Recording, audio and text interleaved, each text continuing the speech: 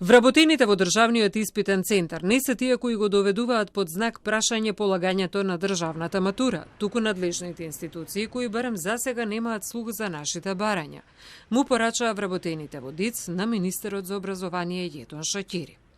Во меѓувреме, по состанокот со Шакири, со кого не нашле заедничко решение, ги доставиле предложените измени на колективниот договор до Министерството за финансии и дополнителните информации кои надлежното министерство им ги побара со почетокот на нивниот штрајк, кој трае веќе 5 ден.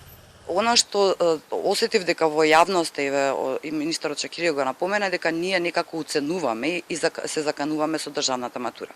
Значи, никој вработен овде нема идеја дека треба било кој процес да биде блокиран и баш напротив, ние знаме дека тоа е нашата работа. Оваа институција за тоа постои. Единствено што бараме е да бидеме како што треба и платени за тоа што го работиме. Сериозна ни е работата, експертски работиме, значи не станува збор за луѓе кои што не се обучени. Максимално сме совесни во своето работење. Единствено што бараме е да ни бидат задоволени барањата, да достоинствено или можеме да функционираме. Нас никој не прашува како ние постигнуваме со матурата со 26 лица. Ние го постигнуваме тоа.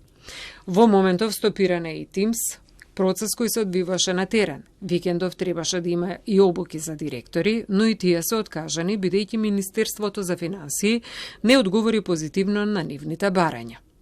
Секој поминат ден ги става под знак прашање и датумите за полагање државна матура. Нашите плати беа заборавени со покачувањето на минималната плата, вели Бошковска. Значи 11 лица од 26, тоест 29 сосечуварите, се со минималец 20.000, советниците кои што се дел од вработените се со 26, значи 20 имаат минималците, 26 се советниците и имаме 4-5 раководители. Тоа е се.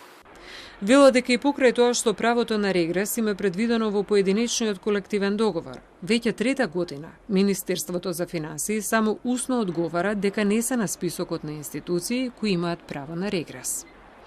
Во меѓувреме Телма се обида да добија став од Министерството за финансии, но не добивме одговор.